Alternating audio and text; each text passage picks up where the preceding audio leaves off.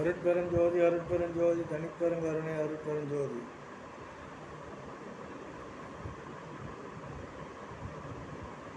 சாகா கல்வி யூடியூப் சேனலிலிருந்து ரவிக்குளம் பேசுகிறேன். வள்ளல் பெருமான் அவர்கள் இறையர்களை பெறுவதற்காக ஜீவகாருண்ய ஒழுக்கம் என்பது பற்றி கூறியிருக்கின்றார்கள். அதில் ஆன்ம லாபம் எப்படி பெறுவது என்பதை முதலில் பார்க்கலாம். எல்லா அண்டங்களையும், எல்லா பூவனங்களையும், எல்லா பொருள்களையும், எல்லா ஜீவர்களையும், எல்லா ஒழுக்கங்களையும், இதில் ஒழுக்கம்தான் முக்கியன்றார். அதுதான் திருவள்ளுவர் சொல்ல, ஒழுக்கம் விழுப்பம் தரலான், ஒழுக்கம் உயிரிடனும் ஓம்பப்படும்ன்று. அப்போது தனி மனிதன்கிட்ட இறையரில் பாருனா முக்கியமாக ஒழுக்கம் இருக்கணும். அந்த ஒழுக்கம் என்னடானா இந்திரிய ஒழுக்கம், கர்ண ஒழுக்கம், ஜீவ ஒழுக்கம், ஆன்ம ஒழுக்கம். இதில் இந்திரிய ஒழுக்கன்றது கண், காது, மூக்கு, அதாவது இந்திரியங்களால் செய்யப்படுகின்ற செயல்களை, பாவ செயல்களை தடுக்கிறது. அப்போ அது இந்திரியங்களால் செய்யப்படுகின்ற ஒழுக்கம். கரணங்கள் ஒழுக்கம் என்பது மனம், புத்தி, சித்தம், அகங்காரத்தால் மற்றவர்களுக்கு துன்பம் விளைவாக்காமல் இருக்கிறது. ஜீவ ஒழுக்கன்றது மற்ற ஜீவர்கள், மனிதன் இல்லாமல் 84 லட்ச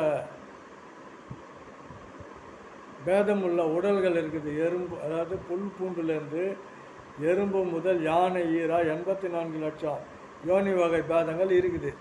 அவை உள்ளத்தில் எல்லாத்துலேயுமே ஒரே ஜீவனாக ஆன்மா இருக்குது. அந்த அறிவு இல்லாத நிலையில் அது ஜீவனாகவும், அறிவு பெற்ற நிலையில் ஆன்மாவும் இருக்குது. அப்போது ஆன்ம ஒழுக்கம் இது எல்லா ஜீவர்களையும் தன்னை போல பாவிக்கணுன்றது. அதனால தான் இயேசுநாதர் சொல்ல, உன்னை போல பிறரை நேசினர். இப்போது தமது பூரண இயற்கை விளக்கமாகிய அருட்சக்தியால் கடவுளின் பரிபூர்ண இயற்கை இன்பத்தை பெற்று எக்காலத்தும், எவ்விடத்தும், எவ்விதத்தும், எவ்வளவும் தடைபடாமல் வாழ்கின்ற ஒப்பற்ற பெருவாழ்வே இந்த மனித பிறப்பினால் அடையத்தக்க ஆன்ம லாபம். ஆனால் நாம் என்ன பண்ணுறோம், ஒருத்தருக்கு ஒரு போட்டி பொறாமல், அதனாலேயே மற்றவர்களுடைய மனசை நோவடிக்கிறோம். அப்படி மற்றவருடைய மனசை நோவடிக்கிறதே கொலையில் பாவன்றார். அதனால தான் வள்ளல் பெருமான் அவர்கள் கொலை தவிர்த்தவர்கள் மட்டுமே உள்ளே வரணுன்றார்.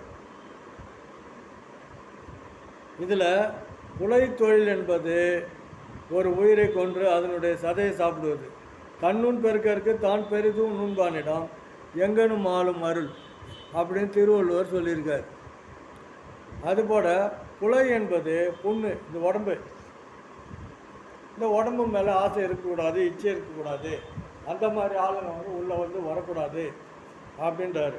அதனால தான் தன்னுடைய சொந்த மனைவியை கட்டினேன் என்று கலப்பிலே நல்லன் என்று ஒரு வரியில் ஆணித்தரமாக சொல்கிறார். அதாவது தான் மனைவியை தான் அக்காவுடைய பெண்ணை திருமணம் செய்து கொண்டதாகவும், ஆனால் அந்த பெண்ணை நான் தொட்டதில்லை என்றும் சூசகமாக சொல்லியிருக்கிறார். இது ஒரு பெரிய டாபிக். இது ஏன் சூசகமாக சொல்லலைன்னா, அது ராமகிருஷ்ண பரமஹம்சருக்கும் விவேகானந்தருக்கும் உள்ள தொடர்பு ஆகிய ஸ்பரிச தீட்சைக்கு ஒப்பானது. அதனால் இங்கே இதை பார்க்கணுன்னா டைமு பத்தாது. அதனால் இன்னும் வேறொரு காணொலியில் அதை பற்றி விரிவாக பார்ப்போம். இயற்கை விளக்கமாகி அருளை கொண்டு அடையக்கூடும்னா இஜீவகாருண்ய ஒழுக்கத்தினால் கடவுள் அருளை பெறக்கூடியது வேறு எந்த ஒழுக்கத்தினாலும் பெறக்கூடாது. அருள் என்பது கடவுள் தயவு, கடவுள் இயற்கை விளக்கம். அருள் என்பது கடவுள் தயவு, கடவுள் இயற்கை விளக்கம்.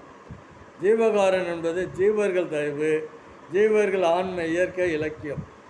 இதில் பாவ புண்ணியம் இரண்டு வந்து சேருது. இந்த ஜீவகாரண்யத்தில் நீ அந்த ஜீவர்களுக்கு நன்மை செய்தால் அது புண்ணியம் வரும். அதே அந்த ஜீவர்கள் நீ இம்சப்படும்படி ஏறிட்டால் அது பாவம் வரும். என்னுடைய வாழ்க்கையில் இப்போ ஒரு 2 மாதங்களாக நடந்த ஒரு சம்பவத்தை இது வரைக்கும் சொல்கிறேன்.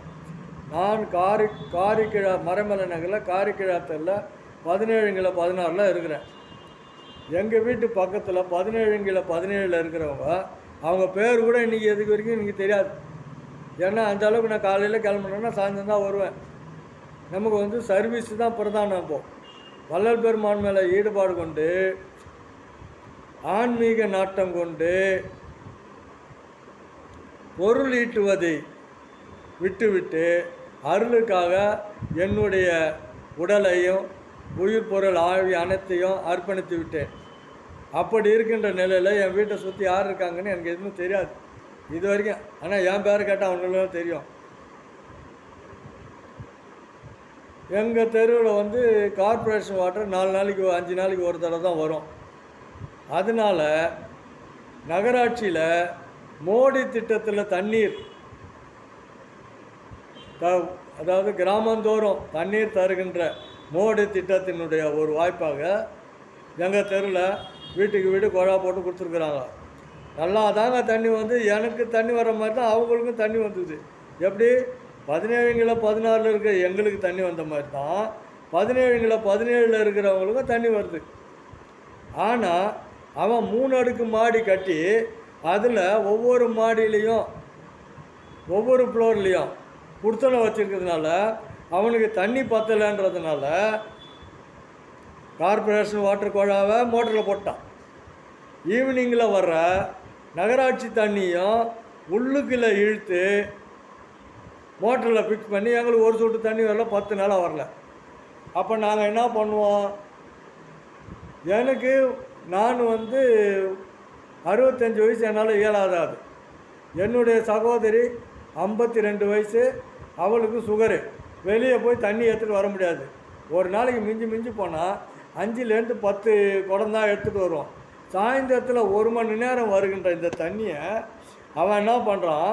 மோட்ரு போட்டு ஒரு சொட்டு தண்ணி இல்லாமல் பண்ணிட்டான். மோட்ரு போட்டது மட்டும் இல்லை, அந்த 4 அடி பைப்பு எங்களுக்கு போட்ட மாதிரி தான் அவனுங்க போட்டு கொடுத்தாங்க. அந்த 4 அடி பைப்பை 2 அடி கட் பண்ணி மோட்ரு போட்டு விட்டுட்டான். அப்போ எங்களுக்கு எப்படி சொத்து வரும்? அதுக்கப்புறம் நாங்கள் கவுன்சிலர்லாம் பார்த்து, அப்போது இருந்த கவுன்சிலருடைய பிஏ ராஜகோபாலன் அவர் வீட்டை போய் பார்த்துட்டு நோட்டம் போட்டு அவரை வான் பண்ணி அந்த போட்டிருந்த குழாவை இடித்து மறுபடியும் தனியாக குழா போட்டு இங்கே தான் பிடிக்கணும்னு சொல்லி வான் பண்ணிட்டு போனார். அவர் இருக்கிற வரைக்கும் வாயை சுத்த மூடிருந்தாங்க. அவர் இறந்துட்ட உடனே வேறு கவுன்சிலர் வந்துட்ட உடனே இப்போ மறுபடியும் வேலையை காமிச்சிட்டான். சுத்தமாக தண்ணி ஒரு சொட்டு தண்ணி வரல. அது இல்லாமல் அவன் வீடு 3 மாடி. அந்த 3 மாடியில் மெத்த மேலே 2 அடி தள்ளி என் வீட்டாண்ட என் வீட்டு பக்கம் 2 அடி தள்ளி ஷீட்டு போட்டுக்கிறான். என்னடான்னு கேட்டால், நீ வீடு கட்டு, நான் எடுக்கிறேன். அப்புறம் என்ன பண்ணோம்? சரி, கவுன்சிலர் கேட்டு, நீ ஒரு நாளைக்கு நீ பிடி, அவருக்கு ஒரு நாளைக்கு. எதுக்கு அந்த வார்த்தை? அவன் கட் பண்ணக்கூடாதுன்னா கட் பண்ணக்கூடாதுன்னு சொல்லியிருக்கணுமே தவிர அவனுக்கு சாதகமாக நீ ஒரு நாளைக்கு பிடி, அவன் ஒரு நாளைக்கு பிடிக்கட்டும்னு சொல்லிட்டாங்க. இப்படி நாங்கள் பிடிச்சின்னு வந்தோம் ஒரு நாள். ஏன்னா ஒரு நாள் பிடிக்கிற தண்ணி நாங்கள் பிடிக்கிறோம், மறுநாள் அவன் மோட்ரு போட்டு மொத்த தண்ணி எடுக்கிறான். இதில் இன்னொன்று என்னன்னா, 4 நாளைக்கு வருகின்ற பைப்பு, அப்புறம் சாயந்தரத்தில் நகராட்சியில் எங்கள் வீட்டு பக்கமும் எதிர் வீட்டு பக்கமும் பைப்பு. இதுலேயும் ஒரு கனெக்ஷன் எடுத்துட்டான், எதிர்க்க போகிற லைன்லேயும் ஒரு கனெக்ஷன் எடுத்துருக்கான். இதில் சாயந்தரத்தில் வர இதுலேயும் ஒரு கனெக்ஷன் எடுத்துட்டான், அதில் சாயந்தரத்தில் போகிறதுல ஒரு கனெக்ஷன் எடுத்துட்டான். அது இல்லாமல் அப்படியே எடுத்து மோட்டரில் வேறு போட்டான். இப்போ நான் கிட்டத்தட்ட ஒரு 10 வருஷமாக ஆச்சுங்க வேலையை விட்டுட்டு. அப்போ என்ன பண்ணேன், ஒரு சொற்ப தொகையை ஃபிக்ஸட் டெபாசிட்டில் வச்சு போட்டோம். ஆனால் அது என்னடா, நான் இன்றைக்கி 6% கொடுக்கறதுனால வருமானம் பாதியாக குறைஞ்சி போச்சு. இப்போ எனக்கு வீட்டுக்கு வரி போட்டால் கூட வரி கட்ட முடியாத சூழ்நிலையில் இருக்கிற நாங்கள் மாதத்துக்கு 3 தடவை காசு கொடுத்து தண்ணி வாங்குகிறோம். இவன் மோட்ரு போட்டு ஓசிலேயே எடுத்துக்கிட்டு 3 குடுத்தனை வச்சுருக்கிறான். 3 குடுத்தனத்தையும் நல்ல வருமானம், 8000 ரூபாய் வாடகை. அது இல்லாமல் இன்னொரு இடத்துல 3 அடுக்கு மாடி வாங்கி அங்கேயும் வாடகை. இவ்வளவும் பண்ணிவிட்டு எங்கன்னா ஓசியில் எதனா கொடுத்தாங்கன்னா அதுக்கும் வந்து வாங்கி அதெல்லாம் எப்படியாவது போட்டோம். அதுக்கு தான் என்ன பண்ணேன், ஏன்பா இந்த மாதிரிலாம் பாவம் பண்ணாத, நீ வந்து இந்த மாதிரி பாவம் பண்ணினா இது வந்து உன்னை பாதிக்கத்தோடு இல்லாமல் நாளைக்கு உனக்கு சந்ததிகளுக்கு பாதினா அதெல்லாம் அப்புறம் பார்த்துக்கலாம் அப்படின்ட்டான். நான் என்ன பண்ணேன், பெருமான் சொன்ன மாதிரி நேர்மையாக தன்மையாக பேசுவோம், அதட்டி பேசுவோன்னு மண்ணெல்லாம் வாரி விட்டு எல்லாம் திட்டிலாம் பார்த்தேன். நான் போய் போலீஸில் கம்ப்ளைண்ட் பண்ணி எவங்கிட்ட போனாலும் என்னை ஒன்றும் பண்ண முடியாது, நீ எங்கே வேணால் போய் கம்ப்ளைண்ட் பண்ணுன்றான். நான் என்ன பண்ண முடியும், ஆண்டவர்கிட்டயே முறைச்சிட்டேன். ஏன்னா ஆண்டவர் சொல்கிறாரு, நீ அதட்டிப்பார், திட்டிப்பார், தண்டு நிட்டுப்பார் இல்லையா, ஆண்டவர்கிட்ட முறையிட்டு. கொன்றால் பாவம் தின்றால் தீரும், செய்த பாவத்தை அனுபவிச்சா தான் தீரும், செய்த பாவத்தை அனுபவிச்சா தான் தீரும். அதனால் இதை பார்க்குற ஜனங்க இனிமேலாவது தவித்த வாய்க்கு தண்ணி கொடுக்குறது ரொம்ப புண்ணியம். எங்கேயுமே சோறு ஈர் இல்லைன்னா கூட அம்மா வெளியே ஒரு தண்ணி கொடுமா அப்படின்னா உடனே இதோ எடுத்துகிட்டு வந்து கொடுக்குறேன். அந்த தண்ணியை ஒருத்தன் திருடி அவன் தன்னுடைய சுய லாபத்துக்காக அடுத்தவனுக்கு தண்ணி விடாமல் பண்ணான்னா எவ்வளோ பெரிய பாவம் வரும். அந்த பாவத்தை அனுபவித்து அவன் எவ்வளோ பிறவி எடுக்கணும், அதனால் எவ்வளோ அனுபவிக்கணும். நான் அதெல்லாம் மனசில் நினச்சிக்கிட்டு, ஆண்டவரே அவன் வந்து தெரியாமல் பண்ணிட்டான், அதனால் நீ அவனை மன்னிச்சிட்டுன்னு நம்ம வந்து சொல்கிறோம். ஏன்னா இயேசுநாதர் சொல்கிறார் பார், இவர்கள் செய்வது என்னவென்று தெரியாமல் பணத்திமில்ல செய்கிறான். அதனால் இதை பார்க்குறவங்க தயவு செய்து அடுத்தவர்களுக்கு உதவி செய்யலைனாலும் உபத்திரம் செய்யாமல் மனிதனாக பிறந்த இந்த ஆன்மாவை நேர் வழியில் எல்லா ஜீவர்களுக்கும் பயன்படும்படியாக பரோபகாரம் செய்து இறையருளை பெற்று மேல்நிலை அடைய வேண்டும் என்று இந்த காணொளி மூலம் கூடுவாஞ்சேரி வள்ளலார் சத்தியஞான சபையிலிருந்து ரவிக்குளம் கேட்டு விரும்பி கேட்டுக்கொள்கிறேன். அருட்பெருஞ்சோதி அருட்பெருஞ்சோதி தனிப்பெரும்